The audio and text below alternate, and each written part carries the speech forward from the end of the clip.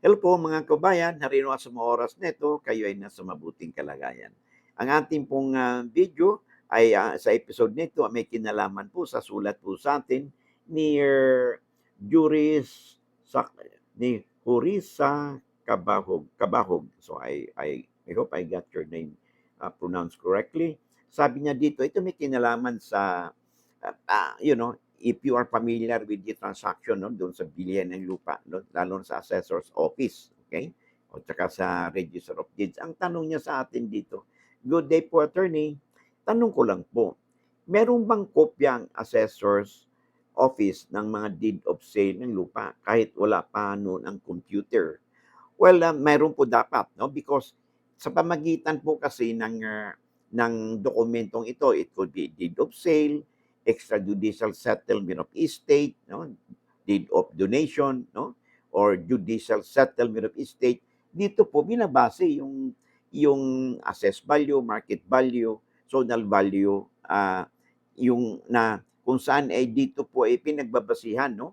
Ang assessed value ng isang property. So necessarily the assessor's office must have a copy of this instrument. Now, ang problema lang diyan may sinasabi natin sa atin dito kahit na daw wala pa yung computer noon. So that means kung hindi pa sa ngayon po nasa digital age na tayo, no? So malamang ang mga office ng ng ating pamahalaan tulad ng assessor's office o register of deeds ay digitalized na po, no, yung mga dokumento. So in all probability mayroon po sila, but during the old times na wala pa pong computer na kung saan ang paggawa po ng public instrument ay o dokumento is pamagitan po ng typewriter lamang, okay?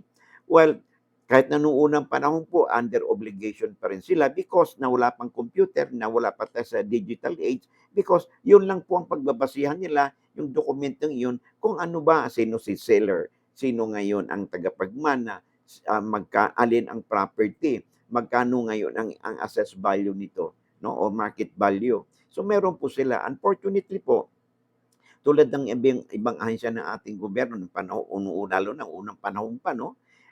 Yung mga dokumento po kasi ay nakatambak lang po yan sa kanilang bodega, no? And in the passage of time, maaari po yung bodegang iyon either nakinain na po ng anay yung mga dokumento or nagkaroon po ng sunog or nagkaroon po ng baha.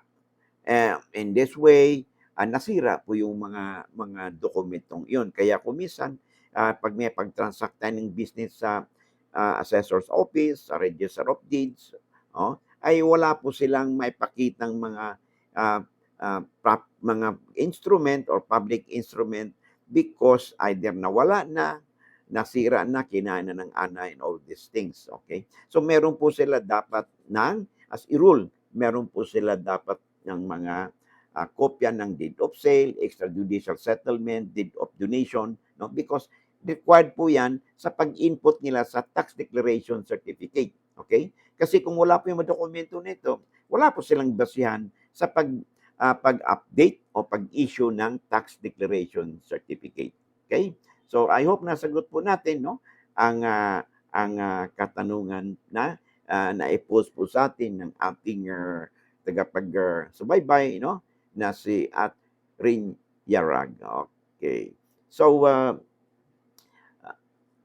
okay, bago tayo magpatuloy, no, I would like to express my appreciation, no, sa mga followers po natin, mga subscribers and sharers po natin, mga likers po natin. Thank you very much sa suporta ninyo, no. Because of your support, ay we are encouraged to go on, no, with our advocacy na mapalawig pa natin ang ating advokasya. At sa mga hindi pa po followers at sa mga hindi pa po subscribers, no? If you find our videos interesting and informative, siguro naman po it is not maituring nating an imposition or kalabisan na ako po hirit po sa inyo ng isang subscribe, share, and like po na buttons po ninyo at malaking bagay po to sa akin.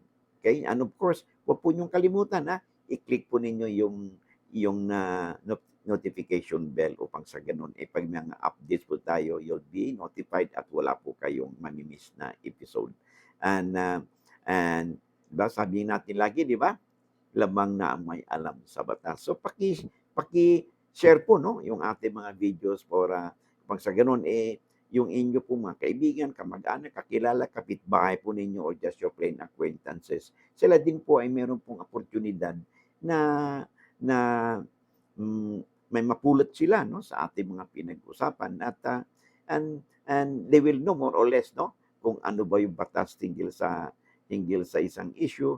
At ito po sa sinasabi natin 'di ba, we cannot escape the tentacles of the law. Ang batas po ay nakaano po yan sa atin, sa araw-araw na buhay na po natin nandiyan po yan. We cannot escape the law because the law is every aspect po ng buhay natin meron pong batas po yan 'no. So, kahit paano, mas mahalaga po na kahit paano meron po tayong alam sa batas lalo na ito kung may kinalaman sa mga mundane or palagi nating na-encounter na mga insidente sa ating lipunan at saka sa ating buhay. Hanggang dito na muna tayo and I hope to see you again in the next, video po natin. See you. God bless.